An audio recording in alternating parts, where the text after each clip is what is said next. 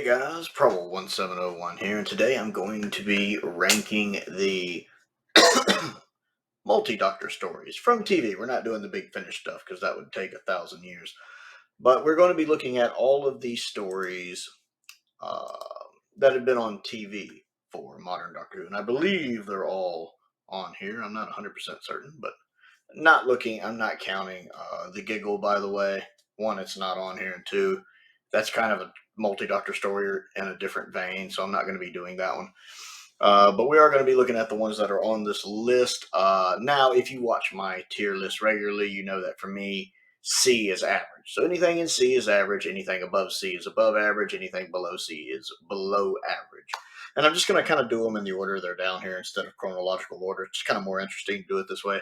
And we'll start off with Day of the Doctor, which is a solid B for me. Now, I like Day of the Doctor, especially the Tom Baker cameo at the end as the curator. I live for that. It's great seeing Tennant back, even if his hair never looks quite right. It's great seeing him back. I like Matt Smith in this. I like that it brings the Zygons back. I like Osgood. I like John Hurt as the War Doctor, and I enjoy the talk between the doctors when they're all interacting together. I enjoy that a lot. But I don't know. I always want to fast forward through parts of this one. This one does seem more like a celebration of modern Who than it does of classic Who. It just seems more like it's celebrating the 8 years of at the time modern Who. Not enough classic in there for me. I wish they'd rounded it out a little better. I did enjoy Night of the Doctor, but that's kind of separate from this, so I'm not ranking that. I'm not including it with Day of the Doctor. And I'm going to be honest, a lot of times on rewatch, I'm either fast forwarding through parts or I'm wanting to fast forward through parts. There's just parts where it kind of drags. I kind of lose interest. I'm kind of like, come on, let's get on to the next thing. So while I enjoy it, it really is just a solid B for me. Next up is The Three Doctors, which is S tier. The Three Doctors is my favorite multi-doctor story. It is a great celebration of 10 years of Doctor Who. It's great seeing Troughton back. He steals the show. Troughton always steals the show. In all of the stories where he comes back, he steals the show. Troughton just steals it. I love him in it. I love how the second Doctor and third Doctors don't get along at all. And the first Doctor doesn't think much of either of them. I enjoy that as well. The scene when the second Doctor first appears in the TARDIS is one of my favorite scenes in Doctor Who. It's just hilarious, and I love it. I love the Brigadier and Benton getting into the TARDIS for the first time. The Brigadier does act a little dense in this one, and to be honest, Nicholas is playing it a little hammy at times. I suspect that's more directing than his acting, which is a little odd, but it's a tiny little nitpick. I like Omega. I like his design. Steven's doing a good job voicing him. The kind of creatures Omega controls aren't the most impressive, but they're fine. Although the little special effect thing that's going after the Doctor looks pretty neat, especially for the time. I enjoy that one a lot. It's just a lot of fun, and it's a good story with a good cast, and that have a good chemistry together, and it's a fun watch. The Five Doctors is also S tier, my second favorite multi-doctor story. Um,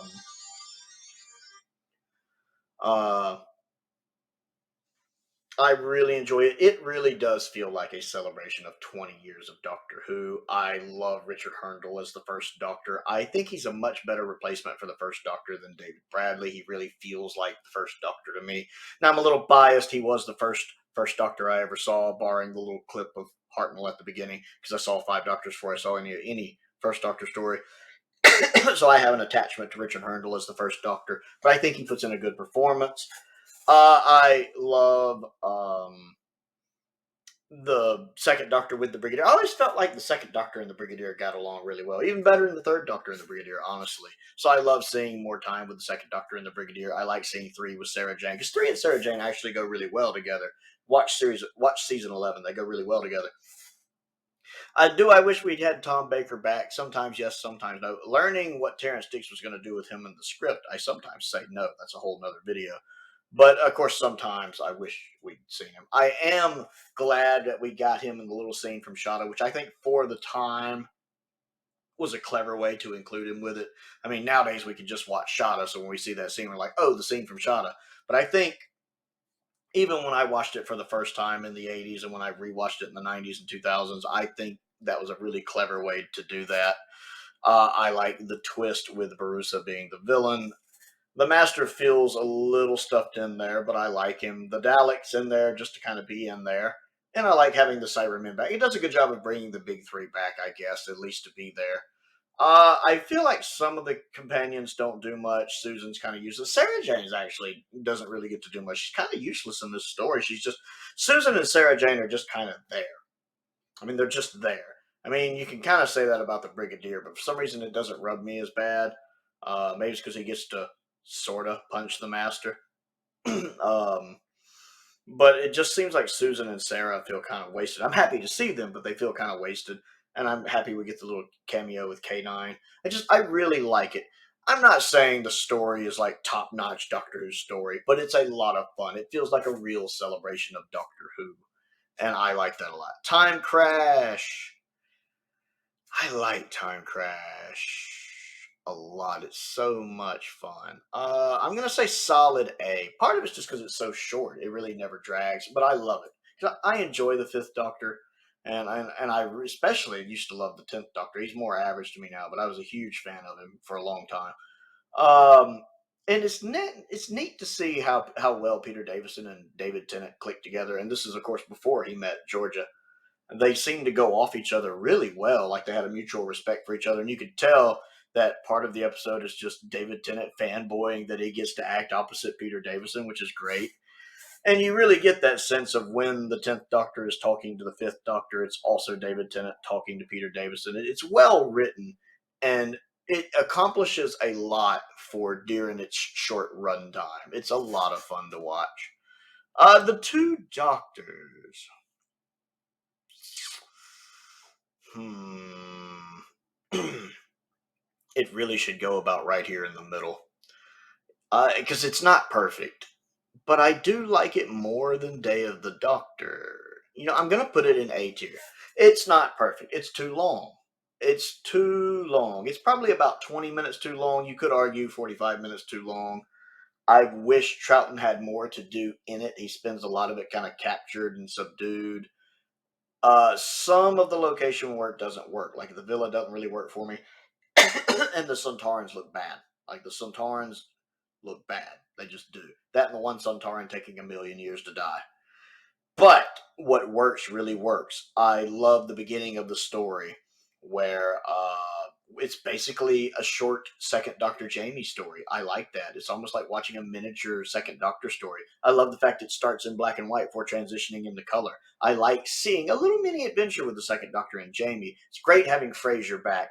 I like the camaraderie between Jamie and the sixth Doctor. Jamie and the sixth Doctor work well. Jamie, Perry, and the sixth Doctor actually make a fun little TARDIS team. Actually, I like them together, and I find them to be a lot of fun. I like, is it Jacqueline Pierce? Is that her name from Blake Seven? She's great in this. It's again, there's some other bad things like the one guy who's the bug catcher is so over the top. His death takes way too long. Like when he's dying, I'm sitting there going, if they cut out his death, the episode will be 15 minutes shorter. And it just feels a little panto, honestly. The location work when they're actually in the city looking for the second Doctor is really good.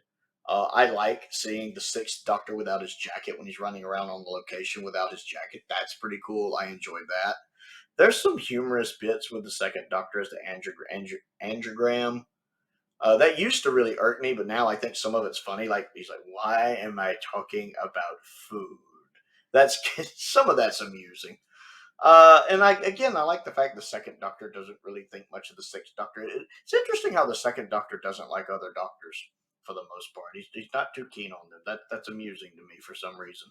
Um, I enjoy it. And of course it has that Suntaran thing, which Hudson actually one of the fellow YouTubers, Hudson Media, who's has a fantastic channel. I'm a big fan of his channel. He's a big fan of my channel. He did a really good remix of that Suntaran theme lately, and I was just over there jamming to it while it was playing. I absolutely love the Suntaran theme in Two Doctors. It's one of my favorite pieces of incidental music in all of Doctor Who. They really need to bring that back in the modern show. It's so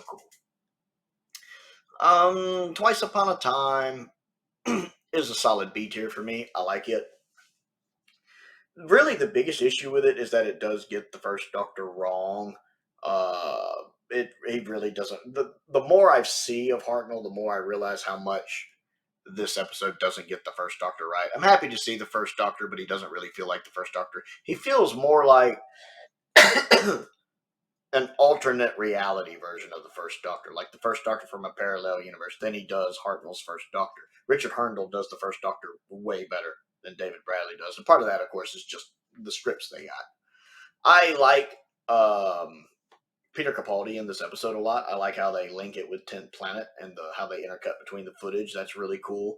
I enjoyed the story. I like the fact that it's not a dangerous plan or whatever he says. I don't know what to do if it's not a bad plan or whatever he says. I love that. I like the fact it's not a bad plan. I like that they tie it in with the Christmas armistice. I like the fact the soldier is a Lethbridge Stewart, which wasn't really shocking, but I still think it was cool. Mark plays that role really well. I like the fact that they found a way to bring Bill back without actually bringing Bill back. The way they explained it with it just being her memories and stuff, that was clever. I liked that. I accept that instead of just another companion coming back like Clara. I think they did that in a clever way here. This one is a lot of fun. It's not perfect, but it's a lot of fun. And then we have Power of the Doctor, which is a solid A for me. You know what? That's tough. I'm going to leave it an A. It's knocking on the door, though. Because Power of the Doctor, more so than Day of the Doctor, which is why it ranks higher, feels like a celebration of Doctor Who. It's not perfect. It's a lot like the Five Doctors. I consider Power of the Doctor to be the modern day equivalent of the Five Doctors. The story is a bit. It's not completely solid, a lot like Five Doctors, but it's a lot of fun. It feels like something celebrating 59 years of Doctor Who. This is a really good anniversary special, better than the actual 60th anniversary specials we got. I actually liked Whitaker's performance, what we got over in it. The Master was fun, and I actually liked the the song he does in it. It's really funny to me. It feels a little out of character for the Master, but it's funny. It kind of squeezes in the Daleks and the Cybermen, but the Five Doctors kind of did that too. All right, it used the Cybermen better, but still, it's fine. I like how it uses the hologram to still incorporate Jodie in her final episode while her doctor is sidelined. I like that the hologram also gives us the excellent opportunity to see Peter Davison and Sylvester McCoy reappear as holograms to talk to Ace and Tegan. I love it bringing back Ace and Tegan. That is fantastic. Tegan, especially, that is exactly where I see Tegan's character. I like that. Ace is good for the first half, and then she kind of descends into where she thinks she's like 18 again. She starts acting like 18-year-old Ace, and that's a little. But Sophie's playing it well. Uh,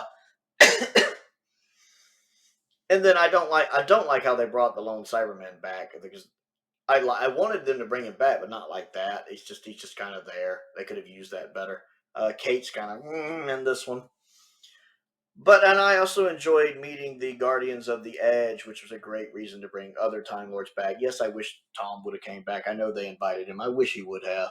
But it was nice to get the others back for that. It really felt like a true celebration of Doctor Who with a great twist ending with Tennant coming back. I mean, we knew Tennant was coming back, but that was still a great way to end it.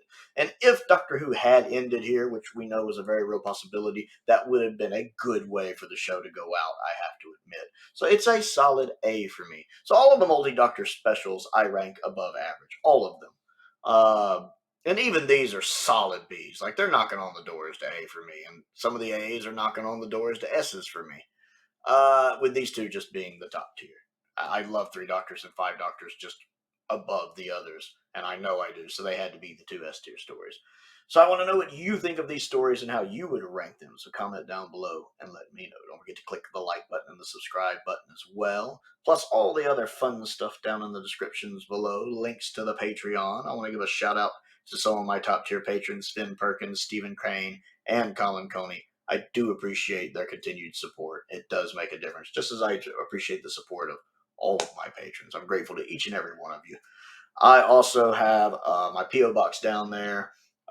YouTube memberships are available. Links to my Amazon wish list, which I have updated recently. I think I added Ambassadors of Death on there. I've been wanting to rewatch that. I have a couple videos I want to do about that story.